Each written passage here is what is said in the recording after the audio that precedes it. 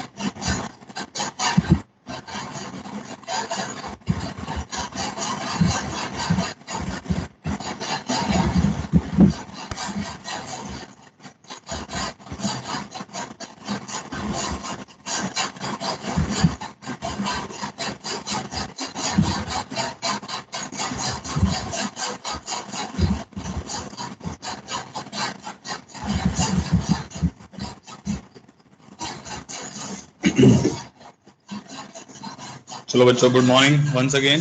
Start करते हैं। दो टॉपिक हमारे छोटे छोटे से बच्चे हैं, पहले वो कर लेते हैं। एक है parametric form of a straight line. ठीक है, सुनो ध्यान से, इंपॉर्टेंट है ये। जैसे हमने डिफरेंट डिफरेंट फॉर्म्स पढ़ी हैं, ठीक है, तो ये एक स्पेसिफिक फॉर्म है जो काफ़ी सारे क्वेश्चंस में यूज होती है, इसीलिए इंपॉर्टेंट भी है। तो हमने कौन कौन सी फॉर्म पढ़ ली थी? Slope intercept point slope, 2 point form, determinant form, intercept form, normal form. ध्यान में है? अब हम पढ़ रहे हैं parametric form of a straight line. ठीक है।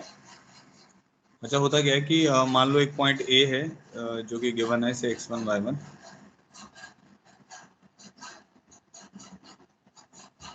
अलोंग लाइन आपको एक पॉइंट और निकालना होता है b, which is at a distance of r unit.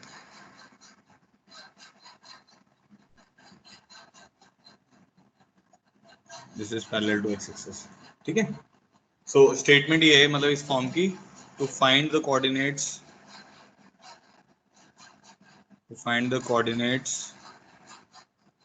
of point B which are at a distance of r units from point A along the line of slope m is equal to tan theta। ठीक है। तो हमारा concern क्या है? हमें एक point दिया जाएगा, ठीक है, और वो बोल देगा कि इस पॉइंट से r डिस्टेंस की दूरी पे एक और पॉइंट निकालो जो इस लाइन के अलॉन्ग है। ठीक है, इस लाइन L के अलॉन्ग है, जिसकी स्लोप कितनी है? tan theta. तो वो थीटा बना रही होगी with the line parallel to x axis और विद x एक्सिस। ठीक है, तो अलोंग द लाइन, बेसिकली आपको ऐसा सोचना है, जब भी अलोंग द लाइन का क्वेश्चन आएगा ना, तो आपके दिमाग में पैरामीट्रिक आना चाहिए। जब भी अलोंग द लाइन का क्वेश्चन आता है तो हमारे दिमाग में पैरामीट्रिक फॉर्म ही आनी चाहिए। अलोंग द लाइन डिस्टेंस निकालने का है, अलोंग द लाइन पॉइंट निकालने का है, तो हमें कोशिश करनी है हम पैरामीट्रिक फॉर्म सोचे जरूर। हो सकता है किसी और मेथड से भी इजी हो रहा हो, बट ज्यादातर केसेस में पैरामीट्रिक फॉर्म से इजी हो जाता है। ठीक है, तो अब मैं क्या करना चाहता हूँ, बी के कोऑर्डिनेट निकालना चाहता हूँ। अभी मैंने ये लिखा ना, to find the coordinates of point B, तो इसको मैं x, y मान लेता हूँ। ठीक है, तो ये डायग्राम अब मैं यहाँ पे अलग से बना रहा हूँ, तो मेरे पास कुछ ऐसा डायग्राम हो जाएगा। ए पॉइंट है मेरे पास x1 y1, ठीक है, ये डिस्टेंस r हो गया, और ये बी पॉइंट हो गया x, y। देखने पे आपको समझ आ रहा है कि अगर मैं बोलता हूँ पॉइंट ए से r डिस्टेंस की दूरी पे पॉइंट बी निकालो, तो ऐसे दो पॉइंट होंगे। ए पॉइंट से r डिस्टेंस की दूरी पर पॉइंट बी निकालो तो ऐसे दो पॉइंट होंगे ना, एक प्लस r होगा और एक माइनस r पे होगा।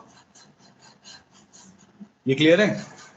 एक प्लस मतलब प्लस आर करने मतलब एक ऊपर की डायरेक्शन में होगा, और एक ऐसे इसको अगर आप इस तरफ को एक्सटेंड करोगे तो एक माइनस आर, जिसको हम बी डैश बोल देते हैं। तो अलोंग द लाइन हमारे पास कितने पॉइंट आने वाले हैं? आर डिस्टेंस की दूरी पर दो पॉइंट आने वाले हैं। समझ गए सब लोग?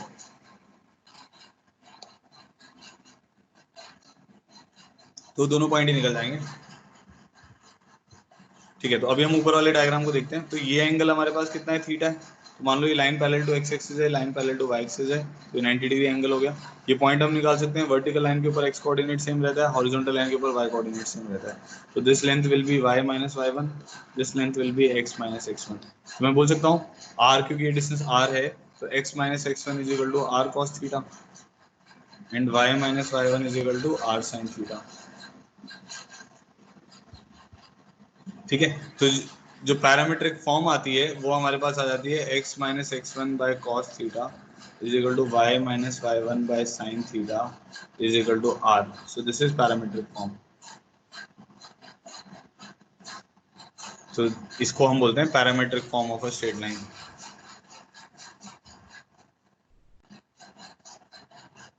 इन which r is a parameter. R vary करेगा ना, जैसे जैसे आपको आर वेरी करता रहेगा तो आपको इस लाइन के ऊपर बहुत सारे पॉइंट मिल जाएंगे, इन विच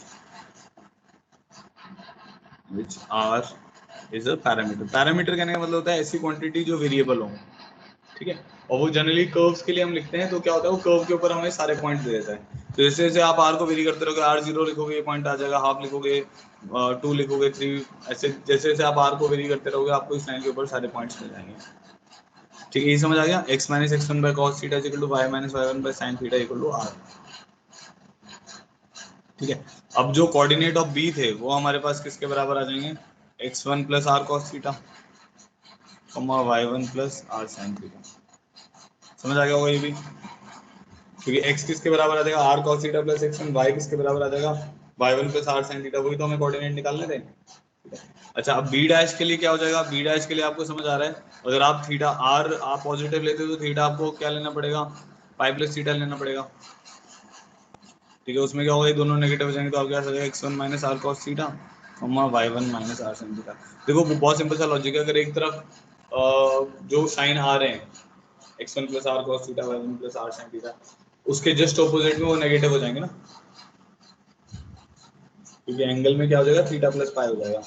इसलिए cos of pi plus theta is minus cos theta, sin of pi plus theta is minus sin theta. ठीक है, तो एक बार प्लस आर करके आपको कोऑर्डिनेट मिल जाएंगे, एक बार माइनस आर करके कोऑर्डिनेट मिल जाएंगे, और ये इसको हम बोलेंगे parametric equation of a straight line. ठीक है, बाकी मैं एग्जांपल जब बताऊंगा ना तो क्लियर हो जाएगा। क्लियर हो गया सबको? यहाँ तक क्लियर हो गया ये कोऑर्डिनेट कैसे निकालें? तो अगर हमें कभी भी अलोंग द लाइन चलना है तो हमें पैरामीट्रिक फॉर्म को सोचना है। इससे क्या होता है, आपको कोऑर्डिनेट निकालना आपके लिए काफी आसान हो जाता है, जो कोऑर्डिनेट आर डिस्टेंस की दूरी पर है। To find the coordinate of point B which is at a distance of r unit from point A, तो ऐसे दो कोऑर्डिनेट आएंगे, एक प्लस r पे आएगा, एक माइनस r पे आएगा। उसके कोऑर्डिनेट क्या होंगे? x1 plus r cos theta, y1 plus r sin theta. ऐसे ही माइनस r करके आपको पीछे वाला मिल जाएगा।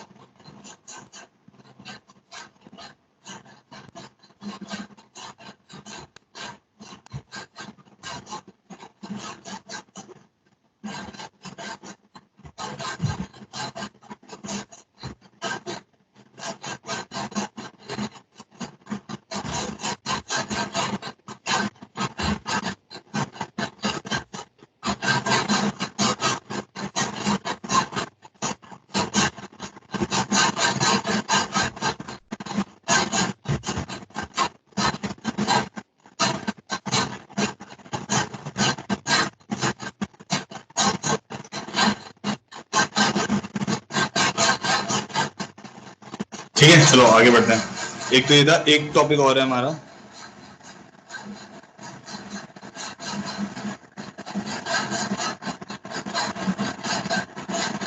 to find the equation of a line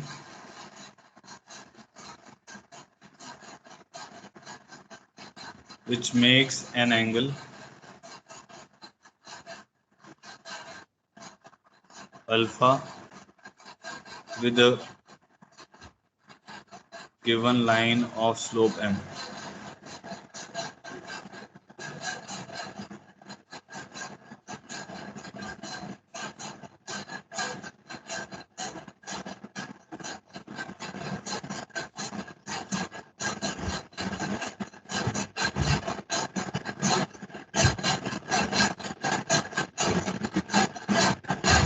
ये पूरा ऊपर वाला सबको क्लियर हो गया ना? आप देखो, इस पे ध्यान दो, ये भी काफी इंपॉर्टेंट है, ये दोनों टॉपिक काफी इंपॉर्टेंट है। अभी क्वेश्चंस करेंगे, आपको और आइडिया लगेगा।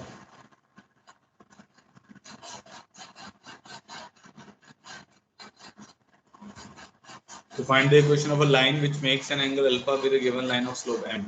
ठीक है, तो इसमें क्या दिया हुआ है? एक लाइन है जिसकी स्लोप m है, ठीक है, और एक लाइन है जो उसके साथ एंगल अल्फा बना रही है, ठीक है। तो उस लाइन की स्लोप निकालनी है। टू फाइंड द इक्वेशन की स्लोप लिख देता हूँ, तो पॉइंट मिल जाएगा तो स्लोप तो आ जाएगी ना। To find the slope of line which makes an angle alpha with a given line of slope m। ठीक है, तो स्लोप निकालनी है मेरे को बेसिकली। सुनो अब ध्यान से, एक लाइन है जिसकी स्लोप m है, ये गिवन है हमारे को, मतलब ठीक है। और अब वो कह रहा है कि एक ऐसी लाइन निकालो। सबको मेरी वॉइस क्लियर है?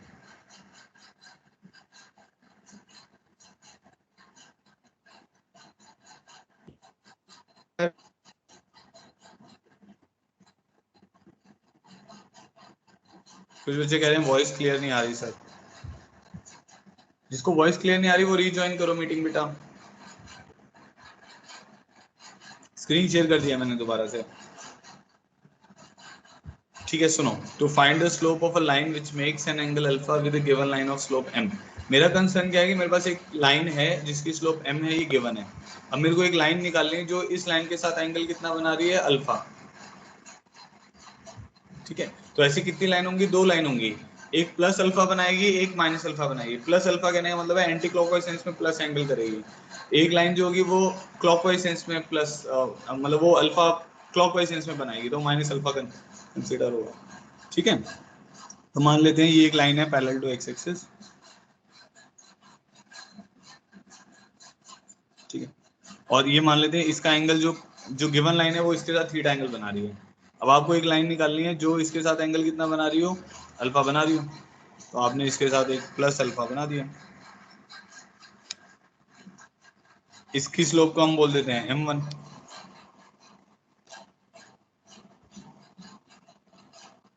ठीक है, तो m1 मेरा किसके बराबर आ जाएगा? tan of theta plus alpha. Slope clear है ना? tan of theta plus alpha, क्योंकि एक्स एक्सिस का कितना एंगल हो गया? थीटा प्लस अल्फा हो गया, तो कितना आ जाएगा? tan theta plus tan alpha on 1 minus tan theta tan alpha. अब tan थीटा हमें गिवन है m के बराबर, तो क्या फॉर्मूला बन जाएगा? m plus tan alpha on 1 minus m tan alpha. Easy है। तो अगर आपकी लाइन प्लस अल्फा बनाएगी उस लाइन के साथ, उसकी स्लोप क्या आएगी? m plus tan alpha upon 1 minus m tan alpha. बताओ भाई, समझ आया नहीं समझ आया?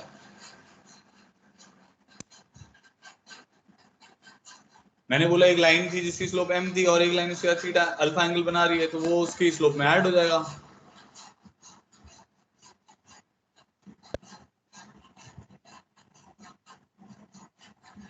ठीक है, नेक्स्ट क्या होगा? अब जब भी वो प्लस अल्फा बोलेगा ना, आपके दिमाग की घंटी बजनी चाहिए कि भाई दो तरफ हो सकता है। तो अब क्या करते हैं, देखो,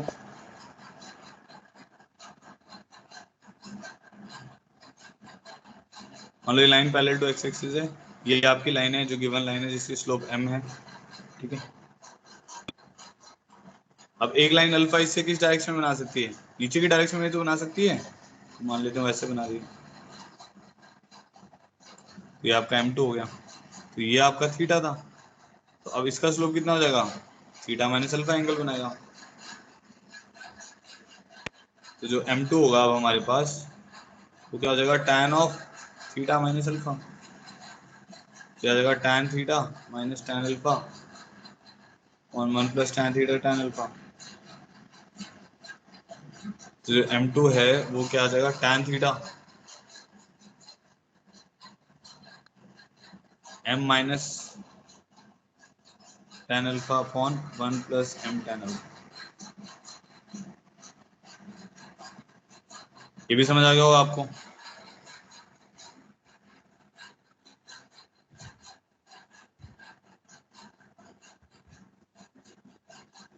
ऑल क्लियर करो भाई, जल्दी से जिसको भी समझ आ गया।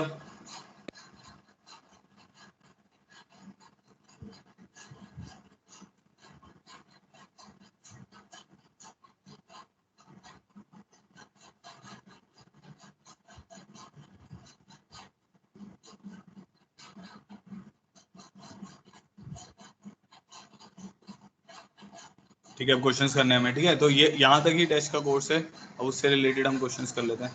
तो 9 प्रॉब्लम कल हमारे हो गए थे।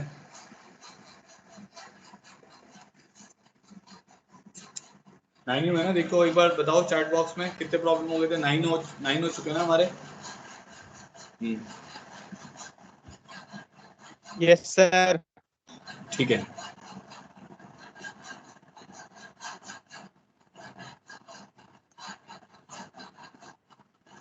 Find locus of a point. सबको अटेम्प्ट करना है अब, ठीक है। तो एक तरीके से टेस्ट की प्रैक्टिस हो जाएगी, सो दैट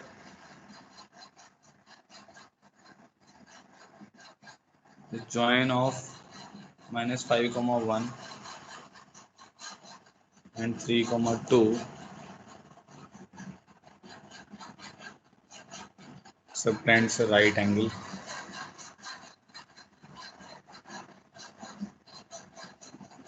Right,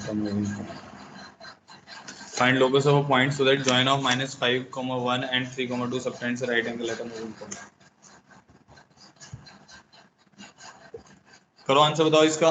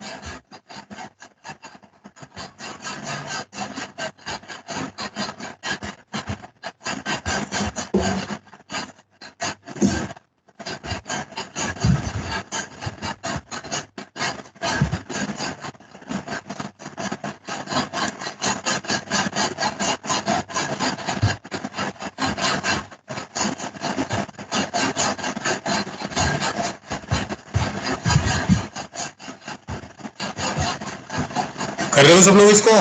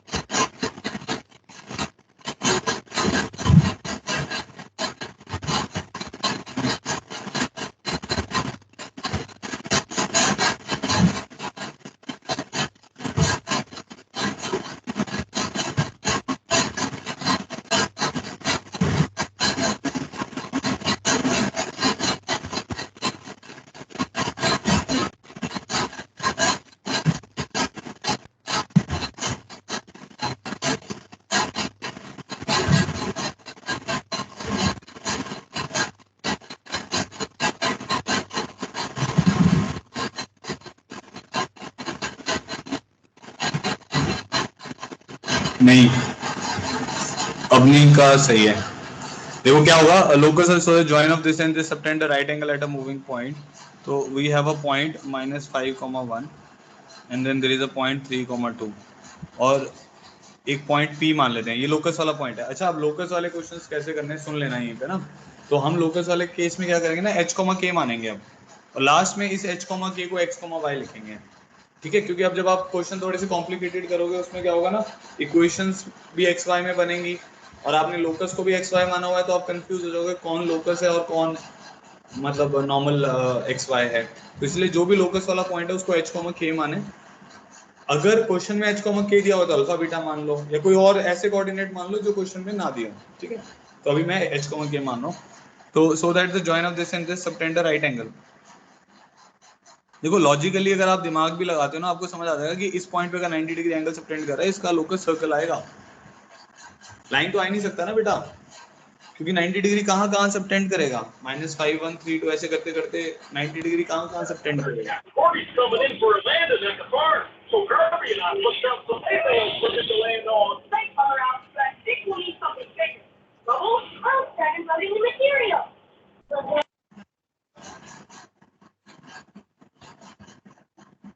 भवित तू ये क्या कार्टून सुन रहा है क्या मैथ्स की क्लास में?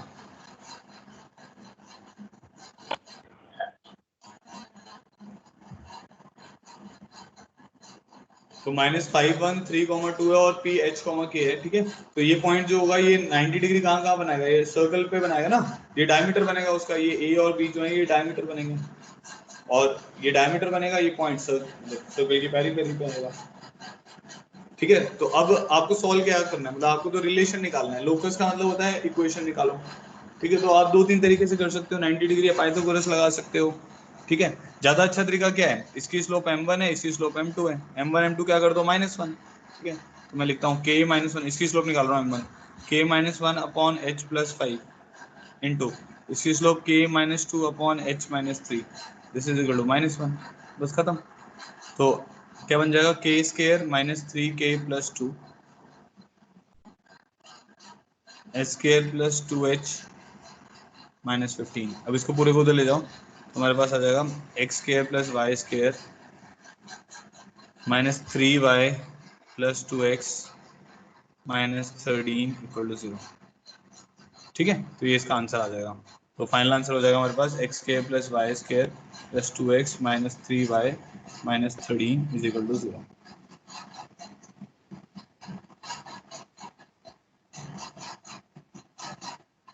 ठीक है। तो ये हमारा लोकस हो गया।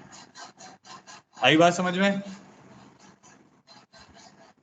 ठीक है। तो ये हमारा था 10th प्रॉब्लम। 11th प्रॉब्लम पे आता है। A rod of length L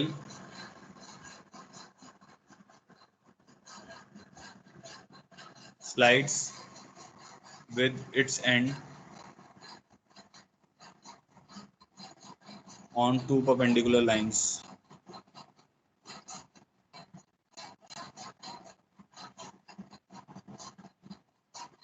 Find locus of its midpoint.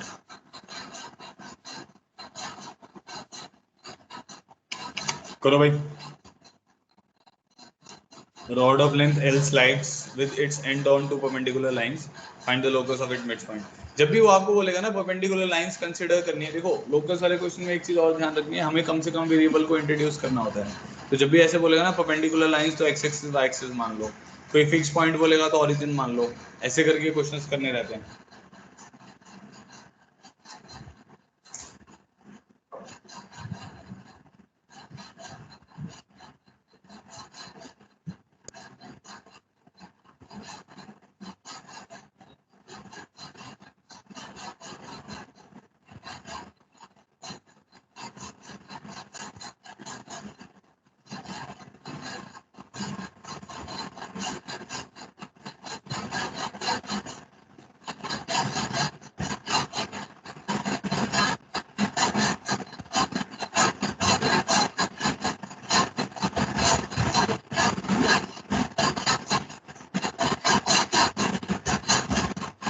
करो भाई, बताओ जल्दी से।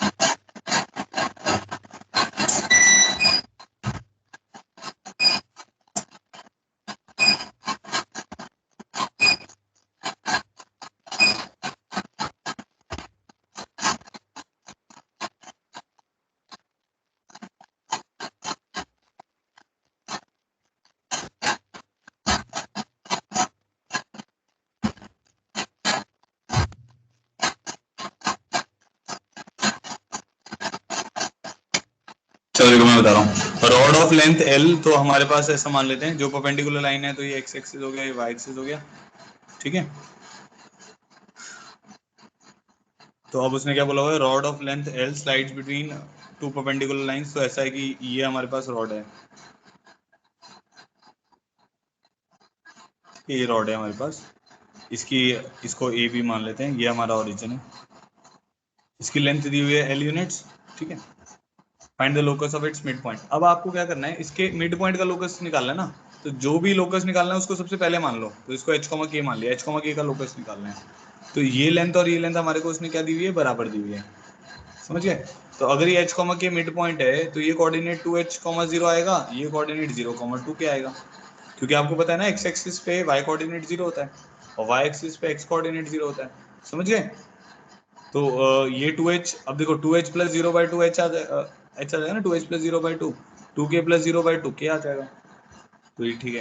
अब हमें पता है भाई एच के और एल में रिलेशन आएगा, एच और के को फिर एक्स लिख देंगे, एक्स और वाई में लिख देंगे, तो अब डिस्टेंस फॉर्मूला लगाओगे तो क्या आ जाएगा, under root of 2h², 2h का होल स्क्वायर आएगा, तो अंडर रूट ऑफ 2h का होल स्क्वायर प्लस 2k का whole square is equal to L, तो हमारे पास आ जाएगा 4 times of H square plus K square is equal to L square, last में आपको एक्स वाई में लिखना होता है, तो X square plus Y square, ये इसका आंसर होगा, X square plus Y square is equal to L square by 4। समझ गए सब लोग, ठीक है आगे बढ़ते हैं।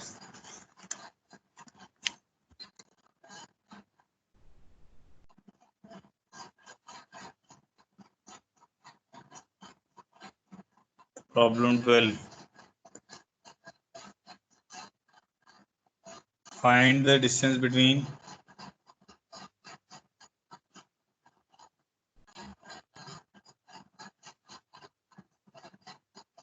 The lines 3x plus 4y minus 5 is equal to 0 and 6x plus 8y minus 45 is equal to 0।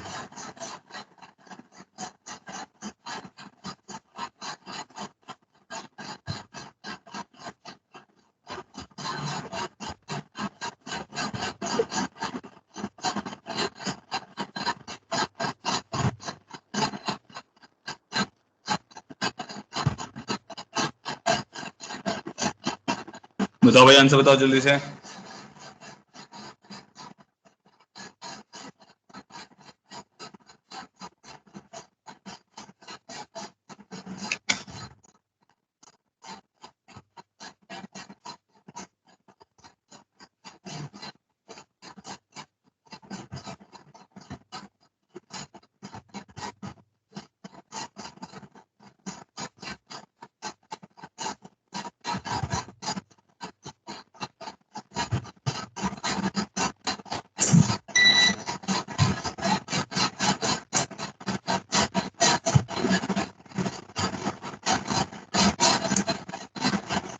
देखो जो मैथ्स में जो डिस्टेंस है ना, वो दो ही टाइप के डिस्टेंस होते हैं, या तो परपेंडिकुलर डिस्टेंस होता है या अलोंग द लाइन डिस्टेंस होता है, और कोई और थर्ड डिस्टेंस नहीं है, वो बेसिकली डिस्प्लेसमेंट्स ही होते हैं, शॉर्टेड डिस्टेंस ही होते हैं एक तरीके से, ठीक है। तो अगर मैथ्स में हम डिस्टेंस की बात कर रहे हैं, या तो अलोंग द लाइन निकालने को बोलेगा वो आपको, या परपेंडिकुलर डिस्टेंस निकालने को बोलेगा, तो इसमें वो परपेंडिकुलर डिस्टेंस निकालने को बोल रहे हैं।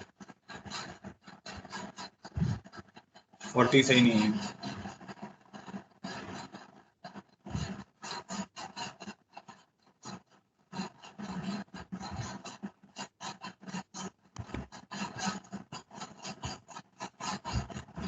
थोड़ा सा दिमाग लगाओ।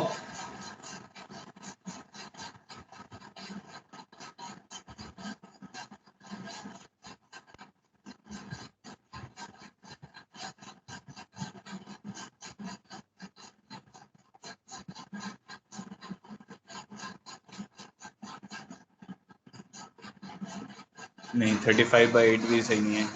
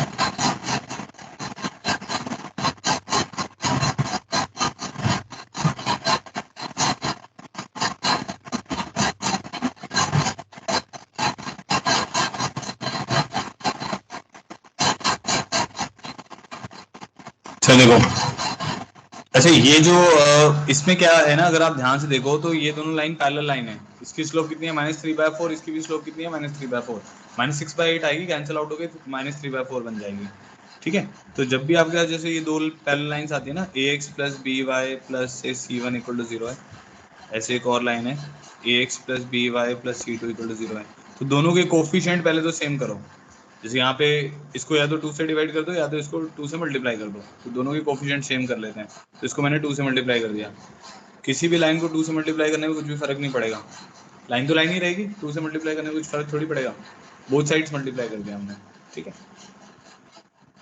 अब क्या होगा, मान लो कि ऑरिजिन यहाँ कहीं आ रहा है, इसके लिए भी कंसेप्ट चाहिए हमें, पोजीशन ऑफ पॉइंट, जो भी हमने कवर अप नहीं किया है, कि उससे ये जज हो जाता है कि जो ऑरिजिन है वो लाइन के किस तरफ आएगा। ठीक है, तो मैंने क्या किया, यहाँ से इसके ऊपर परपेंडिकुलर गिरा दिया, यहाँ से इसके ऊपर परपेंडिकुलर गिरा दिया।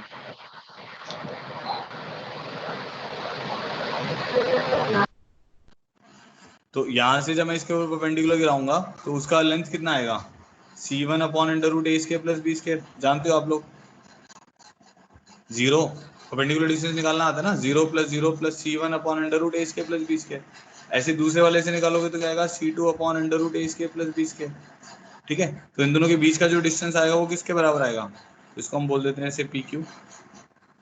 So PQ, which is equal to D perpendicular. तो perpendicular distance between two parallel lines is C2 - C1 का mod divided by √a² + b²। तो क्योंकि ये मान लेते हैं ये OQ के बराबर है और ये OP के बराबर है, तो C2 - C1 का mod अपॉन √a² + b²।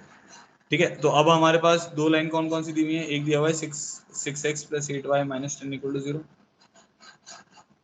एक दिया हुआ है 6x + 8y -45 = 0। तो D परपेंडिकुलर क्या आ जाएगा हमारे पास, C2 - C1, तो दिस माइनस दिस आ जाएगा -10 + 45 का मॉड अपॉन √6² + 8² तो जाएगा 35 / 10। ठीक है ना, 100 का √ is 10, तो 5 7 जा 5 2 जा 7/2 इज द आंसर, और 3.5 भी बोल सकते हो। अब बताओ भाई, समझ आया नहीं समझ आया? हमने क्या किया ना, ओरिजिन मतलब ये दो लाइन मान ली, ये दोनों लाइन पैरेलल हैं, तो पैरेलल लाइन के बीच का परपेंडिकुलर डिस्टेंस, तब भी आपका ये फॉर्मूला एप्लीकेबल रहेगा। अगर ओरिजिन बीच में आ रहा होगा ना, तो C1 और C2 के साइन ऐसे बैठेंगे कि फॉर्मूला यही बनेगा आपका, C2 - C1। ठीक है, हमने अभी ये मान लिया कि मान लो C1 और C2 सेम साइन के हैं, तो ओरिजिन एक तरफ आ रहा है, यहाँ से इसके ऊपर परपेंडिकुलर डिस्टेंस का कल जो फॉर्मूला आपको डिराइव करने को भी दिया था। बाकी सबको भी स्क्रीन लैग कर रही है क्या? नो सर, सही आ रही है।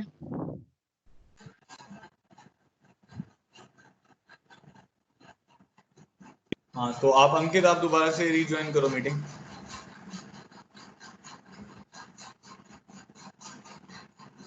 कुछ को कर रही है, कुछ को नहीं कर रही है। ओके, ठीक है, 1 मिनट मैं दोबारा से शेयर करता हूँ।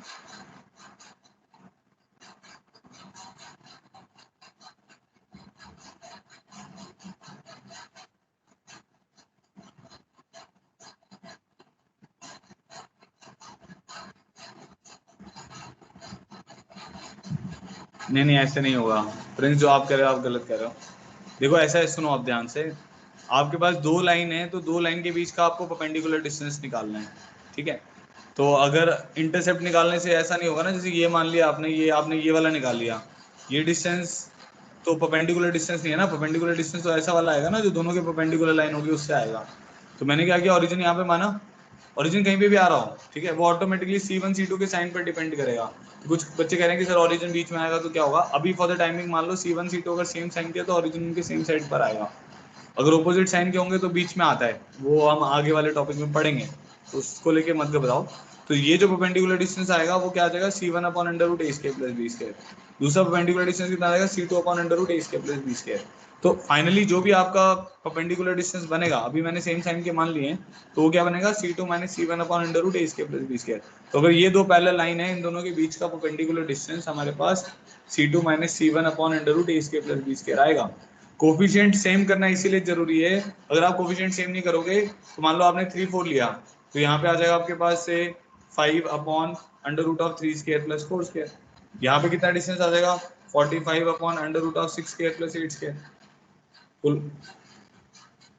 तो कोफिशिएंट कंपेयर अगर कर लोगे 3 और 4 बना लोगे या 6 और 8 बना लोगे तो सबट्रैक्ट करना आसान हो जाएगा ना, तो इसीलिए C2 माइनस C1 ऊपर बना रखा है। ठीक है, तो आपको क्या करना है, सबसे पहले तो कोफिशिएंट सेम कर दो, वो दोनों लाइन आ जाएंगी और उसके बाद डी परपेंडिकुलर निकाल लो।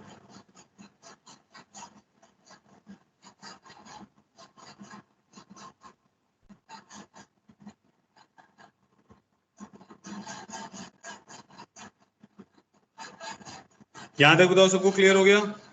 कुछ कंफ्यूजन है तो बताओ मुझे।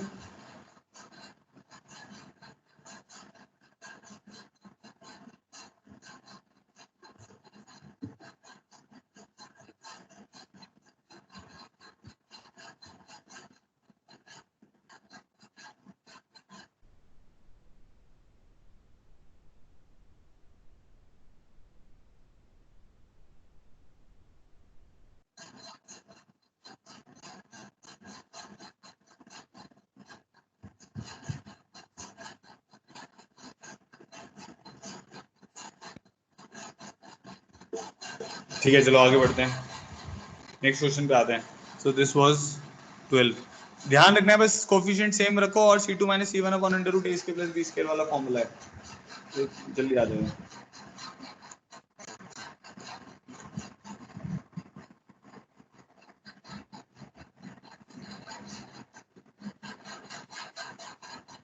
If P and P dash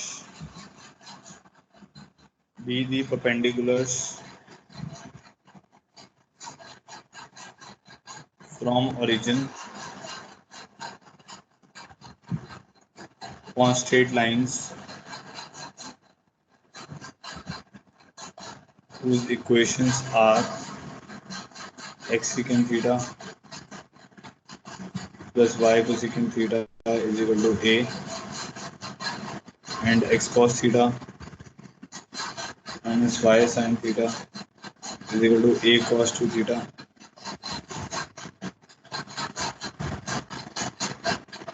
then value of 4p square plus p dash square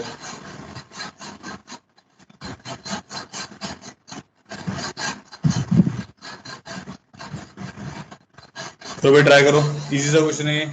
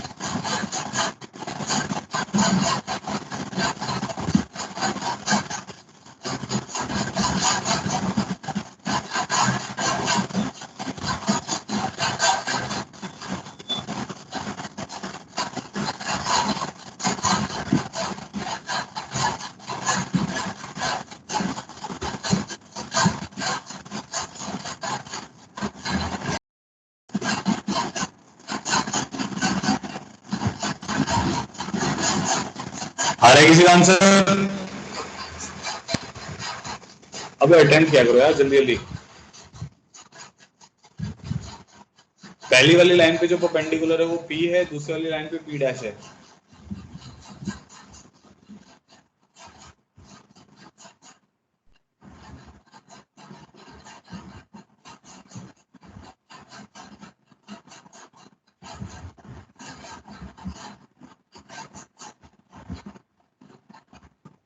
one आएगा, ठीक है। देखो पहली वाली लाइन पे ओरिजिन से है ना परपेंडिकुलर डिस्टेंस, तो उस पे परपेंडिकुलर डिस्टेंस का फॉर्मूला लगाओ। तो 0 secant theta plus 0 cosecant theta minus a का mod upon under root of secant square theta plus cosecant square theta, this is equal to p। ठीक है ना? तो ये क्या आ जाएगा, a आ जाएगा ऊपर, नीचे आ जाएगा 1 by cos square theta 1 by sine square theta, ये हो जाएगा sine square theta plus cos square theta, यहाँ पे sine square theta cos square theta is equal to p। तो मान लेते हैं p आ जाएगा sine square theta cos square theta 1, तो ये आ जाएगा a sine theta cos theta. ठीक है जी, एक रिलेशन आ गया p में। अब p डैश में निकालते हैं। p डैश में क्या है, ये वाली इसमें ओरिजिन पुट करना है, तो आ जाएगा 0 माइनस a कॉस 2 थीटा का mod upon under root of cos square theta plus sine square theta, पता है ना फॉर्मूला? तो ये हमारे पास आ जाएगा p डैश का होल स्क्वायर,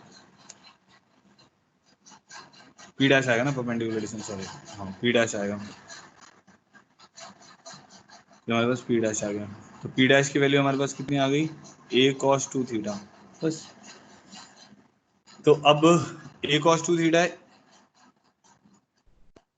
इसको भी हम a sin 2 थीटा बना सकते हैं। कैसे? ये बन जाएगा 2 से मल्टीप्लाई डिवाइड कर दो तो ये p आ जाएगा a sin 2 थीटा। अब थीटा को एलिमिनेट कर देते हैं तो हमारे पास रिजल्ट बन जाएगा, तो 2p का whole square plus p dash का होल स्क्वायर हमारे पास आ जाएगा a स्क्वायर के बराबर, क्योंकि 2p क्या हो जाएगा 4p square is equal to a square sine square 2 theta, p dash का whole square is a square cos square 2 theta, तो 4p square plus p dash का whole square is equal to a square आ जाएगा। तो divided by a square पूछा है उसने, so this is equal to 1।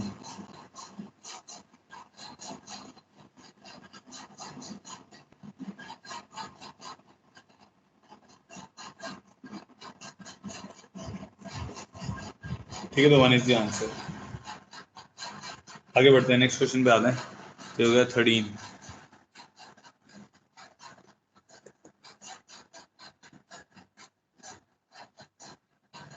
Find all points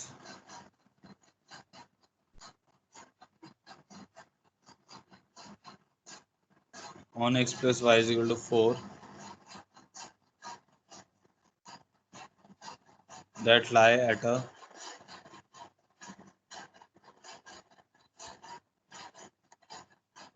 unit distance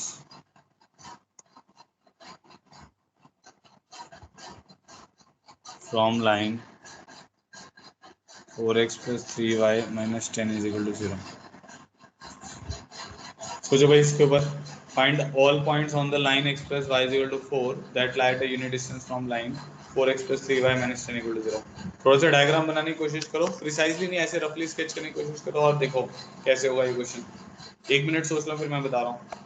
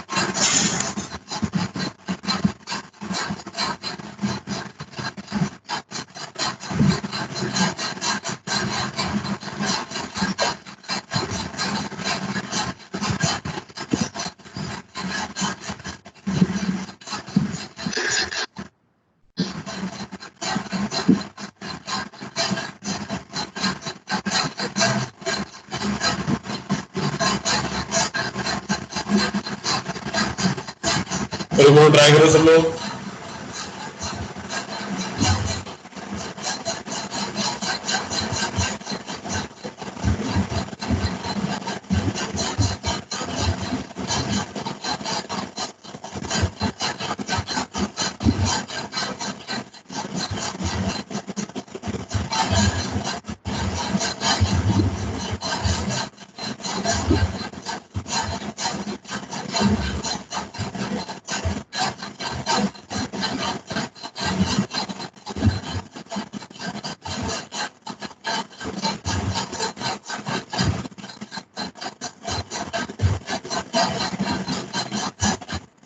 चलिए मैं बताता हूँ, find all points on this line that lie at a unit distance from this line. ठीक है, तो एक लाइन मान लेते हैं ये वाली 4x + 3y - 10 = 0, एक लाइन ये गिवन है हमें। ठीक है,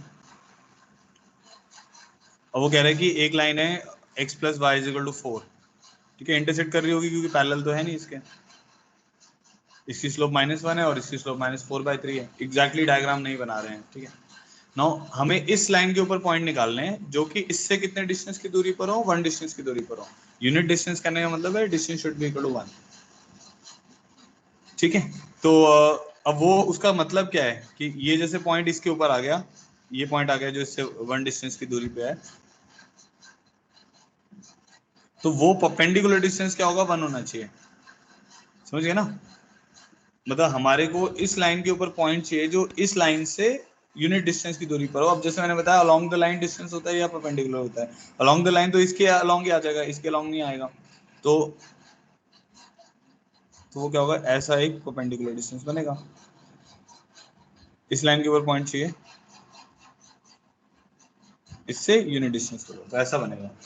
अब देखने में आपको समझ आ रहा है, इधर भी आ रहा है तो इधर भी आ रहा होगा, इधर भी एक परपेंडिकुलर गिराओगे और ये 1 यूनिट बनेगा। समझ गए, तो x + y = 4 के ऊपर एक पॉइंट है जो कि उस लाइन से कितना डिस्टेंस बना रहा है, 1 यूनिट डिस्टेंस बना रहा है, तो परपेंडिकुलर डिस्टेंस ही होगा क्योंकि इस लाइन से डिस्टेंस लेना है ना, तो इस लाइन के लॉन्ग चल सकते हो या परपेंडिकुलर चल सकते हो, तो परपेंडिकुलर चलना पड़ेगा। पहले ये बताइए, डायग्राम समझ आया?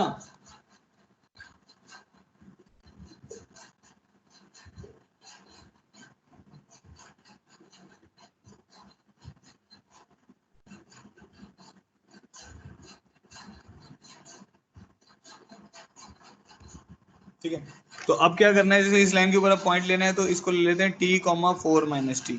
पॉइंट t, 4 - t ले सकता हूं मैं, क्योंकि x को अगर आप t मानोगे तो y कितना आ जाएगा, 4 - t, तो x + y 4 हो जाएगा। तो x को अगर आप t मानते हो तो y कितना आ जाएगा, 4 - t। ठीक है, तो आप परपेंडिकुलर डिस्टेंस लिख देते हैं, 4t + 3 टाइम्स ऑफ 4 - t - 10 का mod divided by 5, this should be equal to 1। Perpendicular distance का फॉर्मूला लगा दिया ना, 4t + 3 टाइम्स ऑफ 4 - t - 10 का mod upon 5 is equal to 1। तो ये आ जाएगा 4t - 3t, तो t प्लस 12 - 10 2, t + 2 का मॉड इज इक्वल टू 5। तो मॉड है तो t + 2 की दो वैल्यू हो सकती है, एक 5 हो सकती है और t + 2 की एक वैल्यू हो सकती है -5। तो t = 3 आ जाएगा या t = -7 आ जाएगा। तो t अगर 3 आता है तो हमारे पास एक कोऑर्डिनेट आ जाएगा 3, 1। ठीक है, और t अगर -7 आता है तो कोऑर्डिनेट आ जाएगा -7, 11। तो ये दोनों इसके आंसर है, तो ये भी आंसर है और ये भी आंसर है। देखो भाई, कुछ कंफ्यूजन है तो बताओ मुझे।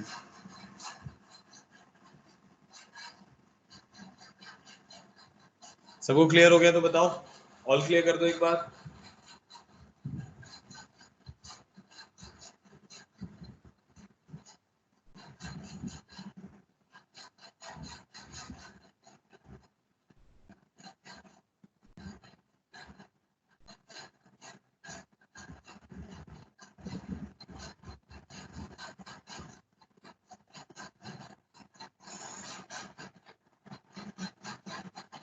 नेक्स्ट आगे बढ़ते हैं, 15th।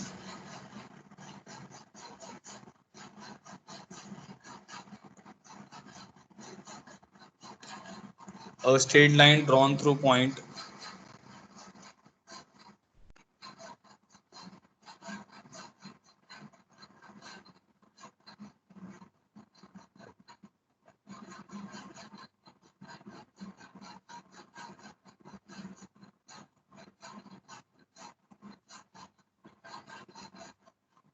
making an angle π/4 with positive x-axis intersects another line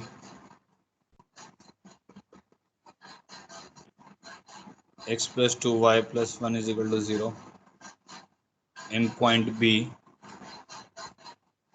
find length AB। सब लोग इसका डायग्राम बनाओ रफ कॉपी में, तो मैं बताता हूँ फिर कैसे करना है, और जिसको समझ आ रहा है वो ट्राई करो।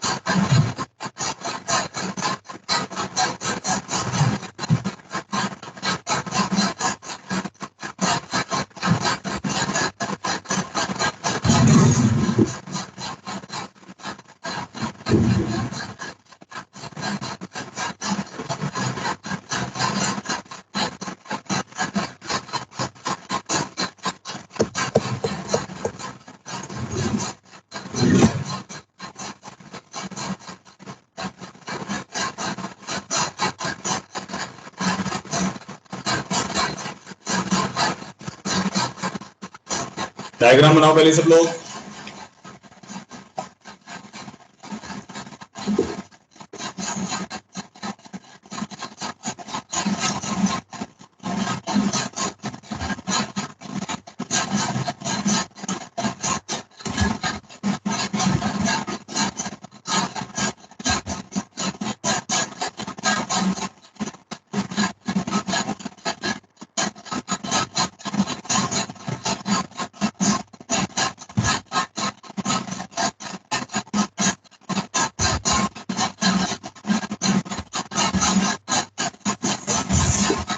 देखो नहीं रूट 8 नहीं आएगा।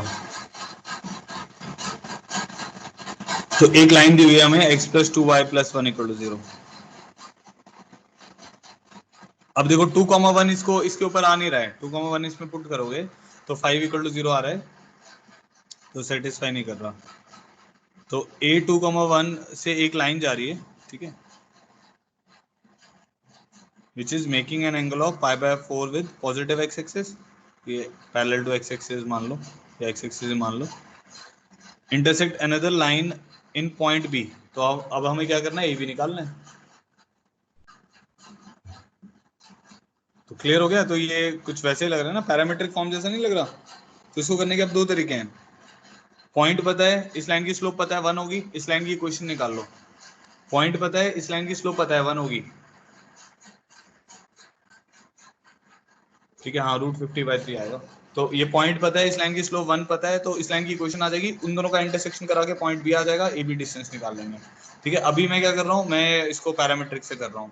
तो बी के कोऑर्डिनेट हमें पता है क्या होते थे, x is equal to x1 plus r cos theta, r cos 45, 1 plus r sin 45, याद है, x is equal to x1 plus r cos theta, y is equal to y1 plus r sin theta. r हमें distance दे देगा, r positive होगा मतलब ये diagram सही बना हुआ है, मतलब b is above a। R negative होगा तो डिस्टेंस तो पॉजिटिव ही रहेगा, बट वो क्लियर हो जाएगा कि डायग्राम हमने गलत बना रखा है, point A should be above the line. तो बी के कोऑर्डिनेट अब मेरे पास आ गए 2 plus r by √2, 1 plus r by √2। Now B lies on this line, B इस लाइन के ऊपर आ रहा है, तो बी उसको सेटिस्फाई करेगा, उसको सेटिस्फाई करा दो। 2 plus r by √2 plus 2 times of 1 plus r by √2 plus 1 is equal to 0। तो आ जाएगा 2r 3r, तो 3r by √2 plus 5 is equal to 0। तो r इज -5√2/3। तो ऑब्वियसली डिस्टेंस निकालना था हमें, तो हमारे पास ए बी जो डिस्टेंस आएगा वो आ जाएगा 5√2/3 यूनिट्स। ठीक है, r नेगेटिव से पता है, क्लियर हो गया ना कि वो क्या होगा, वो डायग्राम गलत बना, वो पॉइंट जो आएगा, ये जो पॉइंट आएगा, point A should be above the line. सबको ये क्लियर हो गया, पैरामीट्रिक से कर लिया हमने। पैरामीट्रिक से जल्दी होगा ना, देखो आप पहले उसमें क्या करोगे, पहले तो लाइन की इक्वेशन निकालोगे, फिर पॉइंट ऑफ इंटरसेक्शन निकालोगे, फिर डिस्टेंस फॉर्मूला लगाओगे, 3 स्टेप आएंगे। इसमें हमने बस पैरामीट्रिक कोऑर्डिनेट लेके सेटिस्फाई कराया, आर की वैल्यू आ गई। ऑल क्लियर करोगे सब लोग?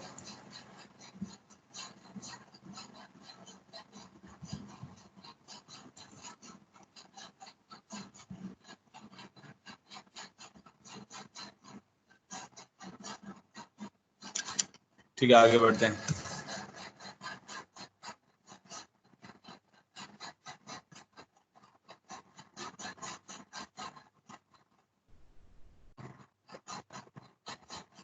If two opposite vertices of a sphere are given 1, 2 and 5, 8, तो दो opposite vertex उसने दिए हुए हैं स्क्वायर के।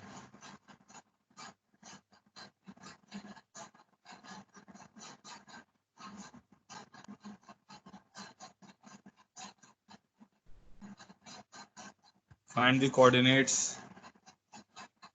of its other vertices.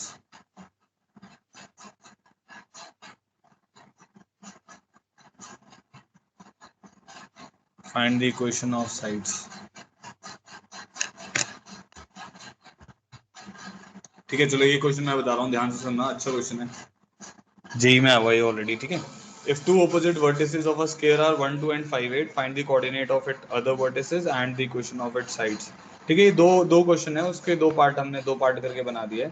तो अगर मेरे को वर्टिसेस निकालने हैं तो उसके लिए अलग, मतलब देखो ऐसा भी कर सकते हो आप, साइड्स की क्वेश्चन निकाल के फिर उनको इंटरसेक्ट करा के वर्टिसेस निकाल लो, बट वो लेंथी पड़ेगा।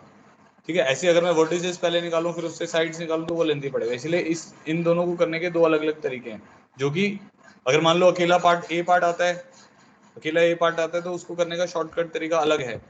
अगर बी पार्ट अकेला आता है उसको करने का तरीका अलग है। अगर दोनों एक साथ आते हैं तो फिर आप ऐसे कर सकते हो, ए करके फिर उससे बी कर लो। ठीक है, क्योंकि पॉइंट और स्लोप मिल जाएगी तो आप लाइन की क्वेश्चन तो निकाल सकते हो। तो अभी मैं दोनों के जो बेस्ट मेथड है वो बता रहा हूँ अलग से। तो हमारे पास क्या है कि एक स्केयर है जिसके कोऑर्डिनेट्स हमें पता है, तो स्केयर को बना लेता हूँ 1 2 एंड 5 8। इसको थोड़ा प्रिसाइजली बना रहे हैं। इस डायरेक्शन में एक्स बढ़ता है, ऊपर की डायरेक्शन में वाई बढ़ता है, तो इसको मान लेते हैं ए बी सी डी। तो ये हमारा एक स्केयर है। ठीक है, तो अब हमें बी और डी निकालना है। पहला कंसर्न है हमारे को बी और डी निकालना। ठीक है, तो अब मैंने क्या किया, इसके डायगोनल बना दिए।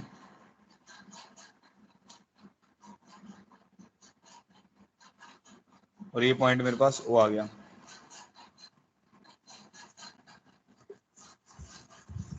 ठीक है, डायगोनल्स बना दिए और ये दोनों कहां पे इंटरसेक्ट कर रहे हैं, ओ पे।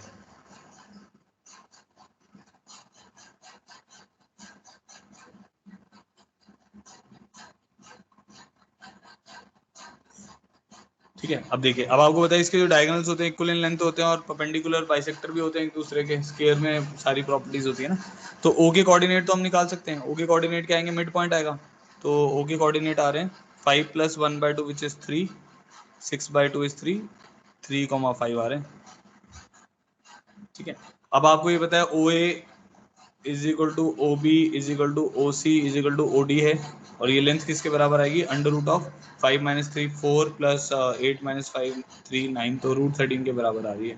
तो ये जो भी लेंथ आ रही है सारी लेंथ किसके बराबर आ रही है, √13 के बराबर आ रही है।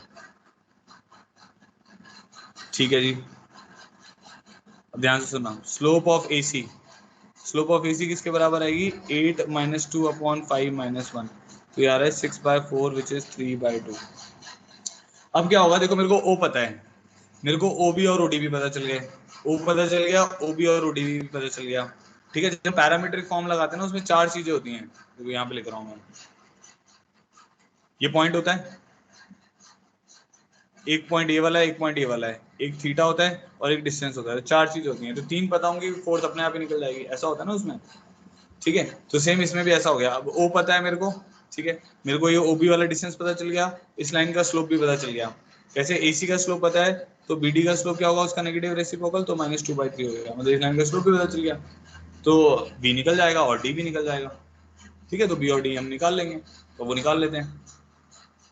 अब बी के कोऑर्डिनेट क्या आएंगे, बी के कोऑर्डिनेट आ जाएंगे, मान लो प्लस करके चलता हूँ मैं, बी और डी के कोऑर्डिनेट आएंगे प्लस, एक प्लस से आएगा एक माइनस से आएगा, 3 + O B cos theta, 5 + O B sine theta. ठीक है, और वो थीटा कहाँ से आएगा, स्लोप से आएगा, तो ये हमारे पास tan थीटा है। अब एक अच्छी बात यहाँ पर ये आ गई कि tan थीटा नेगेटिव आ गया। tan थीटा पॉजिटिव होता तो समझ आता है फर्स्ट क्वाड्रेंट में है। आपको याद होगा जब मैंने स्लोप बताई थी तो मैंने बताया था कि इसमें थीटा के ऊपर ध्यान रखना है कि थीटा इसमें क्लोज 0 से पाई के बीच में होता है, ओपन पाई, -π/2 होता है। तो ये कंडीशन आपको लिखवा रखी है। तो हमें ये क्लियर है कि अब जो tan थीटा नेगेटिव है इसका मतलब ये सेकंड क्वाड्रेंट में है। तो उसमें क्या होगा, अब ट्राइंगल बना के हम साइन और कॉस निकाल लेते हैं। तो tan थीटा लिया, ये हमारे पास 2 है, ये 3 है, ये √13 आ जाएगा। तो साइन थीटा सेकंड क्वाड्रेंट में पॉजिटिव होता है तो 2/√13 आ जाएगा। कॉस थीटा सेकंड क्वाड्रेंट में नेगेटिव होता है तो -3/√13 आ जाएगा, because theta belongs to second quadrant. ठीक है, OB we already know, OB is √13, तो अब बस बी के कोऑर्डिनेट आ रहे हैं हमारे पास।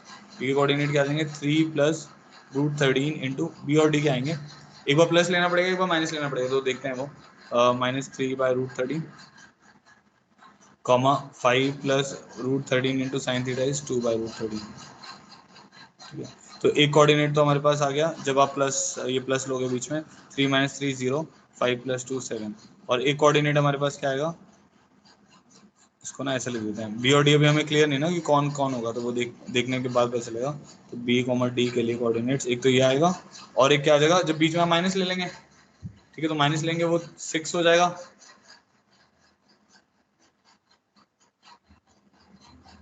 ठीक है, यहाँ पे ये 3 हो जाएगा। तो एक कोऑर्डिनेट आ रहा है 0 6 और एक आ रहा है 6 3।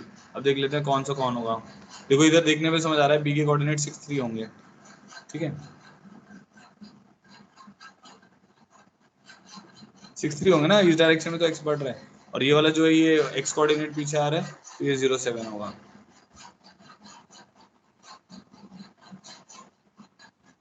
बताओ भाई, सबको समझ आया कैसे किया? एक बार मैं दोबारा बता देता हूँ। हमने सबसे पहले, मेरे को पता था मेरे को इसमें पैरामीट्रिक लगानी है, और पैरामीट्रिक लगानी है मेरे को, ओबी डिस्टेंस चाहिए और स्लोप चाहिए। तो पॉइंट पता चल जाएगा, स्लोप पता चल जाएगी, ओबी डिस्टेंस पता चल जाएगा, तो बी कोऑर्डिनेट आ जाएगा, क्योंकि 4 चीजें होती हैं उसमें। तो मैंने ओ मिड पॉइंट निकाला पहले, फिर ओसी की लेंथ निकाल ली, क्योंकि ओसी ओए ओबी ओडी सब बराबर है, वो रूट 13 आ गई। फिर एसी की स्लोप निकाल ली, y2 minus y1 upon x2 minus x1 करके। बीडी की स्लोप उसका नेगेटिव रेसिप्रोकल हो गया। ठीक है, अब सारी चीजें पता है, तो बी की कोऑर्डिनेट निकालने को क्या होंगे, 3 plus are cos theta 5 plus are sine theta. तो प्लस आर करने से अगर बी आएगा तो माइनस आर करने से डी आएगा। तो वो हमने कोऑर्डिनेट निकाला, वो करके तो एक आया 0763, फिर हमने डायग्राम से देख लिया कौन कौन होगा। बताओ भाई, सबको क्लियर हो गया? किसी को कोई भी कंफ्यूजन है अभी तक तो बताइए।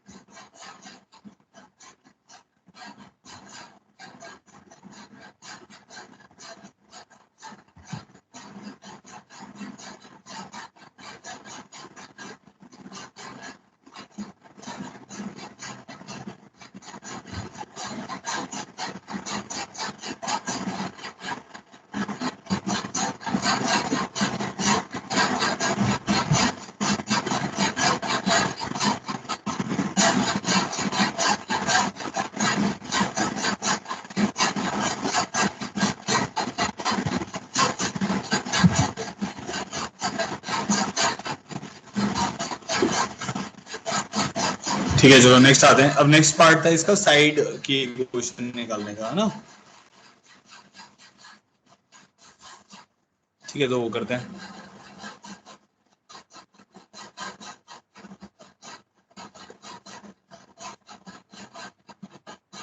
तो ए के है मेरे पास 1,2 और सी के हैं 5,8। ठीक है, अब मेरे को साइड्स की क्वेश्चन निकालनी है। अब जैसे अगर मैं आपको बता रहा था कि मेरे को बी और डी पता चल गए हैं, तो 2 पॉइंट फॉर्म से ए बी आ जाएगा, ए डी आ जाएगा, आ जाएगा। बट हम इसको एक और तरीके से कर रहे हैं। अगर मान लो अकेला साइड्स का क्वेश्चन होता तो उसको किस तरीके से करते हैं वो मैं आपको बता रहा हूँ। अब कंसर्न हमारा क्या, हमें स्लोप चाहिए, ए बी और ए डी की स्लोप चाहिए, क्योंकि ए बी और सी डी तो पैरेलल हैं, ए डी और बी सी पैरेलल हैं, तो पॉइंट पता ही है हमें। स्लोप अगर आ जाएगी तो क्वेश्चन खत्म हो जाएगा। अब स्लोप ऑफ एसी अभी अभी आपने देखा था, स्लोप ऑफ एसी क्या थी, 6/4 विच इज 3/2। तो इस लाइन की स्लोप मुझे पता है। अब मेरे को किसी तरीके से इस लाइन की और इस लाइन की स्लोप चाहिए। ठीक है, तो आप जानते हो प्लस 45, ये 45 एंगल है दोनों, क्योंकि डायगोनल स्केयर के एक दूसरे को बाइसेक्ट भी करते हैं, एंगल्स को भी बाइसेक्ट करते हैं। ठीक है, ये सारे 90 डिग्री। तो अब आपने अभी भी एक टॉपिक पढ़ा था कि एक लाइन की स्लोप अगर आपको पता है और एक लाइन उसके साथ एक सर्टेन एंगल बना दी तो उसकी स्लोप हम निकाल सकते हैं। से मान लेते हैं this is m1 and this is m2, इसको m1 मान लेते हैं। m1 कम है और m2 ज्यादा है, तो m2 की वैल्यू कितनी आएगी बताओ, m प्लस tan अल्फा, अभी भी जो फॉर्मूला पढ़ा था, 1 माइनस m tan अल्फा। अब tan अल्फा 1 होगा क्योंकि अल्फा यहाँ पे 45 है, तो आ जाएगा 3/2 प्लस 1, 1 माइनस 3/2, तो आ जाएगा 5/-1। ठीक है, तो m2 की स्लोप कितनी आ जाएगी, -5। क्लियर हो गया?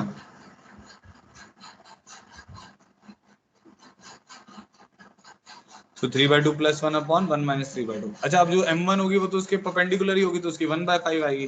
बाकी आप फॉर्मूले से भी निकाल सकते हो। उसमें क्या होगा, 3/2 माइनस 1 अपॉन 1 प्लस 3/2 हो जाएगा। तो ये वाली वैल्यू जो आएगी ये बन जाएगा 1/5। ठीक है, वो जैसे मैं आपको बता भी रहा था। तो इसकी स्लोप 1/5 है, इसकी स्लोप -5 है। तो पॉइंट पता है, स्लोप पता है, इस लाइन ए बी की क्वेश्चन आ जाएगी, ए डी की भी क्वेश्चन आ जाएगी। बीसी की स्लोप कितनी है, -5, इसकी स्लोप कितनी है, 1/5, तो इनकी भी क्वेश्चन आ जाएगी। ये क्वेश्चन तो निकाल लेते हैं ना, y माइनस y1, जैसे ए बी की क्वेश्चन निकाल देता हूँ मैं। तो ए बी की जो इक्वेशन आएगी वो आएगी y minus y1 is equal to m into x minus x1। तो 5y minus 10 is equal to x minus 1। हमारे पास आ जाएगा 5y minus x 5y minus x minus 9 is equal to 0।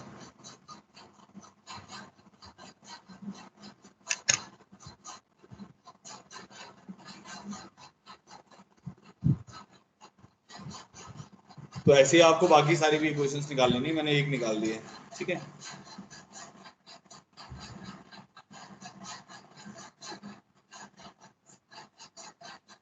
ठीक है, एक और क्वेश्चन देखते हैं। तो ये हो गया हमारा question number 16।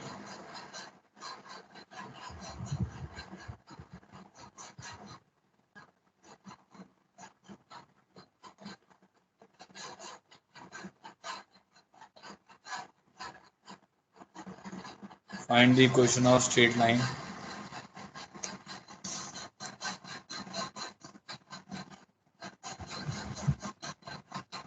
passing through -2 -7।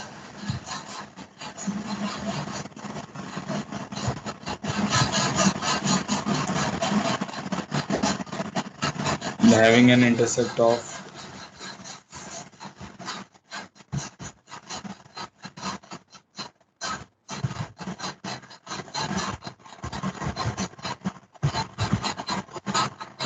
between the lines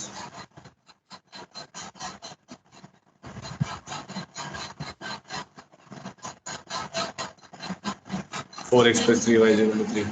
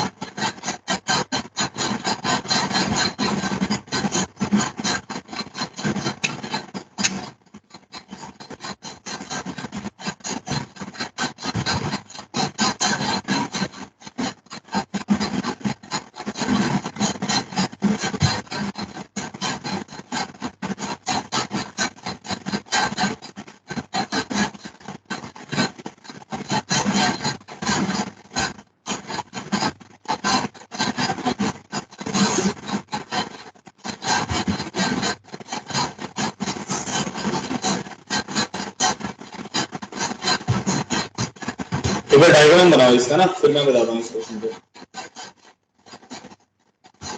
सब लोग एक बार डायग्राम बनाने की कोशिश करो इसका।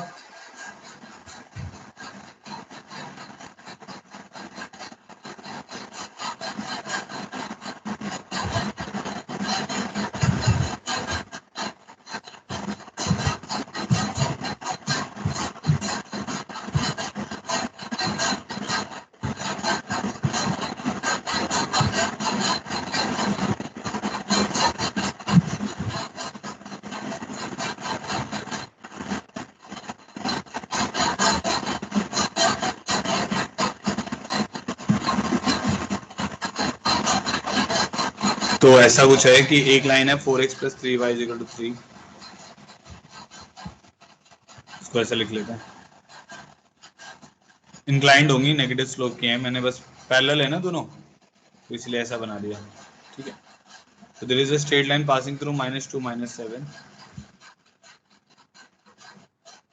वो परपेंडिकुलर नहीं है वो लाइन ना, वो लाइन ऐसे जा रही है। And this line is making N intercept of length 3 between the lines. तो ये कितना इंटरसेप्ट बना रही है? 3।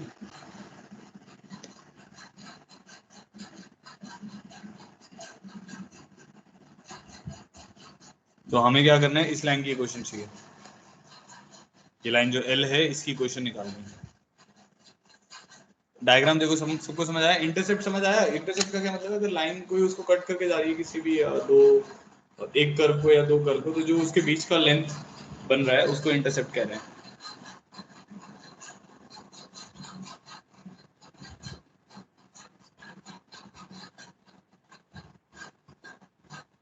ठीक है, अब देखो, तो अब क्या करना है, देखो अगर मेरे को ये एंगल मिल जाएगा ना तो कहानी बन जाएगी।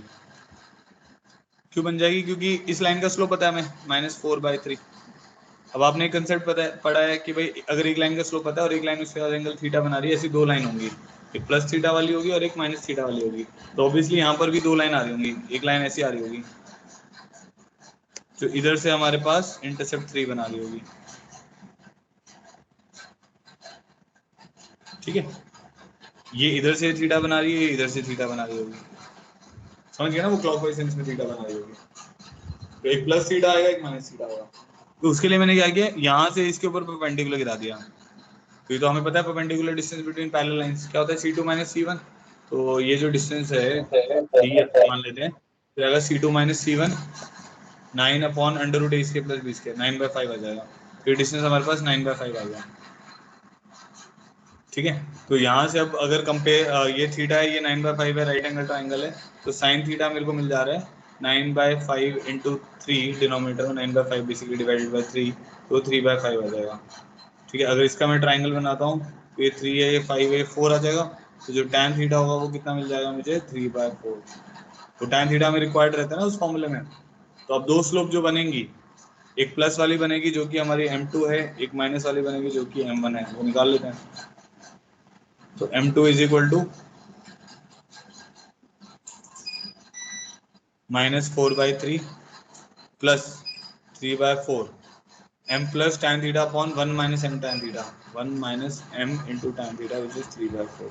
तो m2 हो गया, m1 निकालते हैं, -4/3 minus 3/4, m2 minus m1 upon 1 plus m1 m2, -4/3 into 3/4।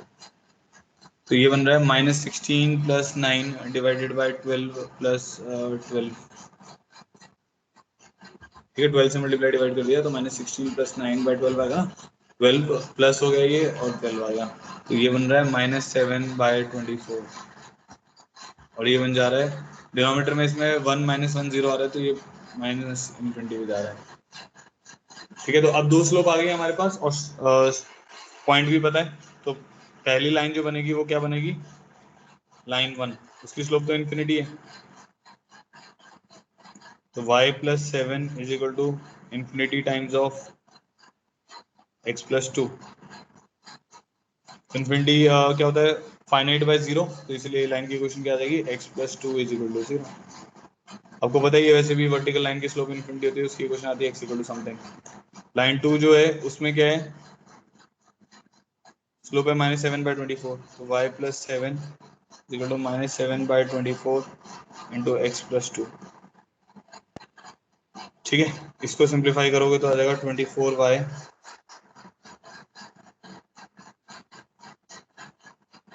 (168) plus 7x plus 14 is equal to 0। तो आंसर आ जाएगा 7x plus 24y plus 182 is equal to 0, ठीक है। तो ये आंसर आ जाएंगे इसके। नहीं सही नहीं आ रहा आप लोग का, ये दो आंसर हैं इसके। देखो कंसेप्ट इतना सा था कि हमारे पास दो लाइन थी और एक लाइन उसके बीच में इंटरसेक्ट बनाई थी 3 यूनिट का, और वो -2 -7 से पास करी थी, उसकी इक्वेशन निकालनी थी। ऐसी दो लाइन बनेंगी, तो हमने क्या किया, वो एंगल ये निकाल लिया कि वो लाइन उस दो लाइंस के साथ क्या एंगल बना रही है। तो इस लाइन की स्लोप पता थी, उसके साथ फिर हमने वो जो भी टॉपिक पढ़ा आज, m plus tan theta upon 1 minus m tan theta, ठीक है, और m minus tan theta upon 1 plus m tan theta, वो लगा दिया, ठीक है। चलो आज के लिए इतने कर रहे हैं, नोट्स वगैरह मैं अपलोड कर दूंगा। कल का टेस्ट जो है उसका पैटर्न मैंने आपको बता दिया है वहाँ पे ग्रुप में। 15 ऑब्जेक्टिव हैं, 10 उसमें न्यूमेरिकल टाइप है, जिनका आंसर 0.33 1.2 ऐसा भी आंसर हो सकता है। आपको 2 डेसिमल तक लिखना है उसमें, ये ध्यान रखना है। आपको 1.20, अगर 1.2 आ रहा है उसको 1.20 लिखना है, ठीक है। 3.45 आ रहा है तो उसको 3.45 लिखना है, 3.457 आ रहा है तो उसको 3.46 लिखना है, राउंड ऑफ करके, ठीक है। बाकी जो सिंगल करेक्ट है उसमें ABCD है। तो आपका टॉपिक था ट्रिग्नोमेट्रिक रेशियोज का, स्ट्रेट लाइन जितना आज तक हुआ है और कोऑर्डिनेट सिस्टम, ठीक है।